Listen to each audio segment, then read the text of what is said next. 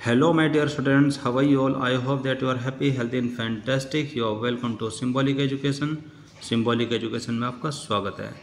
Dear students, अब तक की इस जर्नी में हमने आपके 11th क्लास के इंग्लिश बुक हॉर्नबिल के सभी चैप्टर्स को स्टडी किया है, उनकी हिंदी और उनके मीनिंग को समझने की कोशिश की है और साथ साथ उनके सभी क्वेश्चंस आंसर्स को भी हैंडल किया है. आई होप कि आपने सभी चीज़ों को बड़े ध्यान से समझा होगा और उनको सुना होगा.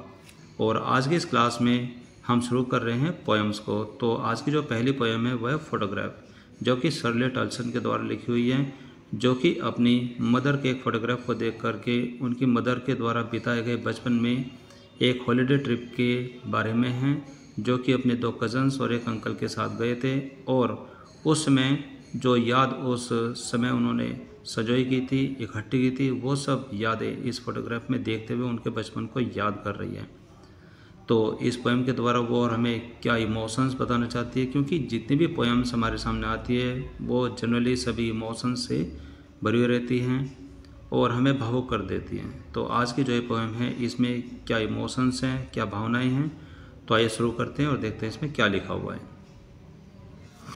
तो इस पोएम की शुरुआत कुछ इस तरीके से होती है. तो इसमें लिखा है कि द कार्डबोर्ड, यानी कि वह गत्ता जिसके ऊपर वह फ़ोटो चिपकाया हुआ है, तो वह गत्ता यानी कि फ़ोटो के साथ जो छायाचित्र है, shows me how it was, वह मुझे दर्शाता है, वो मुझे दिखाता है कि वह समय कैसा था. व्हेन द 2 गर्ल्स कज़न, कि जब 2 चचेरी बहनें, वेंट पैडलिंग, पानी में छपाछप करते हुए आगे बढ़ रही थी. ईच वन, उनमें से हर एक, holding one of my mother's hands, उनमें से हर एक यानी कि दोनों जो चचेरी बहनें थे उन्होंने मेरी मदर के हाथों को पकड़ा होता, यानी कि एक ने सीधा हाथ और दूसरे ने उल्टा हाथ पकड़े हुए था. And she is the big girl, और वह यानी कि शी, वह उनकी जो मदर थी उनके बारे में इसमें लिखा हुआ है. And she the big girl, उनकी जो मदर थी वो बड़ी थी उनसे, सम 12 ईयर्स और सो, लगभग 12 वर्ष या फिर इसी के आसपास की आयु की रही होंगी. ऑल 3 स्टूड स्टिल, और वे वहाँ पर जा कर के एकदम स्टिल यानी कि स्थिर अवस्था में खड़े रहे थे. टू स्माइल, मुस्कुराते हुए, थ्रू देयर हेयर, अपने बालों के बीच से देखते हुए वो बड़े मुस्कुराते वहाँ पर खड़े हुए थे. एट द अंकल, अंकल की तरफ, विद द कैमरा, जिस अंकल के साथ एक कैमरा था, यानी कि उस समय जो अंकल थे वो उनका फ़ोटो लेने के लिए तैयार थे और उसी समय अंकल ने उनका फ़ोटो लिया था. यानी कि इस पोएम में बताया गया है कि जो पोएटेस है यानी कि जो कवियत्री है वो अपनी मदर के फ़ोटो को देख करके उस समय को याद करती है कि जो फ़ोटो है वो एक किसी ट्रिप का है, जिसमें वे अपनी 2 कज़न सिस्टर के साथ पानी में छपाछप करते हुए आगे बढ़ते, यानी कि वो किसी समुद्र के किनारे पर घूमने के लिए गए थे. और उसमें से जो दोनों सिस्टर थी उन दोनों ने इनकी मदर के दोनों हाथों को पकड़े हुए था, एक ने सीधा और एक ने उल्टा हाथ पकड़े हुए था. और जो इनकी मदर थी वो लगभग 12 वर्ष की रही होगी और वो उन दोनों से बड़ी थी. और जो तीनों हैं वो स्थिर अवस्था में खड़े हुए थे, अपने बालों के बीच में से झाँक करके मुस्कुराते हुए अपने अंकल की तरफ, जिन्होंने उनका उस समय एक फ़ोटो खींचा था. और इसी फ़ोटो को देखते हुए उनके समय को याद किया जा रहा है. आगे इसमें लिखा है कि अ स्वीट फेस, वह प्यारा चेहरा, माई मदर्स, जो कि मेरी मदर का था, that was before I was born, वह उस समय की बात है कि जब मेरा जन्म भी नहीं हुआ था. एंड द सी, और वह समुद्र, यानी कि जिस समुद्र के किनारे पर वो घूमने गई तो, और वह समुद्र, विच अपीयर्स, जो कि प्रतीत होता है, टू हैव चेंज लेस, जो कि बहुत ही कम बदलाव हुआ प्रतीत होता है, यानी कि उसमें ज़्यादा बदलाव नहीं है.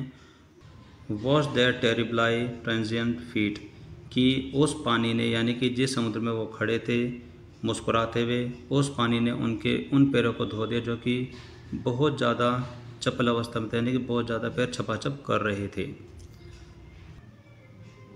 सम 20 and 30 ईयर्स लेटर, और लगभग 20 और 30 वर्षों के बाद में, she would laugh at the snapshot, कि अब उस फोटो को देख करके वे हंसी और कहा कि सी बेटी एंड डॉली, कि आओ डॉली एंड बेटी को देखो, यानी कि जो उनकी चचेरी बहनें थी उन दोनों का नाम था बेटी एंड डॉली.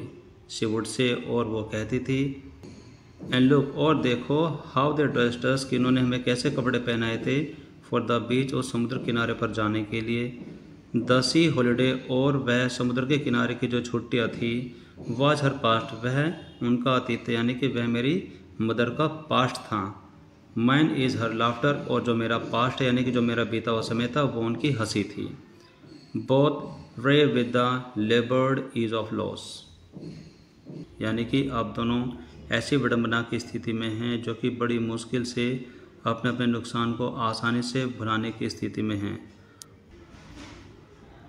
और आगे इसमें लिखा है कि नाउ और अब she has been dead nearly as many years, की अब उनको मेरे यानी कि अब उनकी जो मदर है उनकी मृत्यु हो गई है। नियरली एज मैनी ईयर्स, अब उनको इतने वर्ष बीत गए हैं। एज दैट गर्ल लिव्ड, कि जितने वर्ष की वह लड़की उस फोटो में नज़र आ रही है, यानी कि जितने वर्ष की उस फोटो में जीवित नज़र आ रही है। एंड और of the circumstances there is nothing to say at all, और ऐसी परिस्थिति में कुछ भी कहने के लिए नहीं है, बिल्कुल भी कुछ भी नहीं कहा जा सकता। इट्स साइलेंस साइलेंसेस, और यहाँ पर सिर्फ खामोशी ही खामोशी है।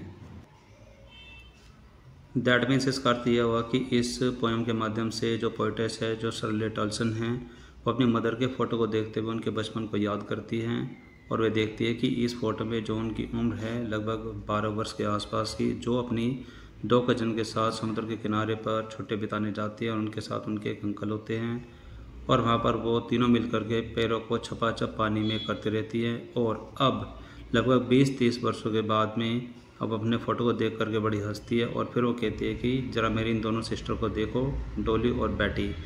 और फिर वो उस समय जो उनको कपड़े पहनाए गए थे उनको देख करके भी काफ़ी वो हंसती है। और जो वो समय है, जो हॉलीडे है, वो उनका पास्ट है, लेकिन जो ये कवित्री है यानी कि जो पोइटेस हैं, उनका जो पास्ट है वो उनकी हंसी, यानी कि वो अपनी मदर की हंसी को देख करके अपने अतीत को याद करती है। लेकिन इस समय दोनों बड़ी अजीब सी विडंबना में हैं, जो कि अपने अपने नुकसान को आसान बनाने की स्थिति में हैं, आसानी से भुलाने की स्थिति में है। लेकिन अब इस समय उनकी मदर नहीं रही है, यानी कि इतने वर्ष उनके मदर की मृत्यु को हो गए हैं जितने वर्ष की वह फ़ोटो में नज़र आ रही है। तो जो अब ऐसी स्थिति है, ऐसी स्थिति में कुछ भी कहने के लिए नहीं है, हर तरफ शांति ही शांति छाई हुई, यानी कि सन्नाटा ही सन्नाटा है। Well my dear students, I hope कि मुझे आशा है कि आपने आज की जो पोएम है बड़े ध्यान से सुनी होगी और इसके भावार्थ को समझने की कोशिश की होगी कि इसमें जो कवियत्री हैं शर्ले टॉल्सन जो है वो अपनी माँ को याद करते हुए किस तरीके की भावनाओं को व्यक्त करती हैं।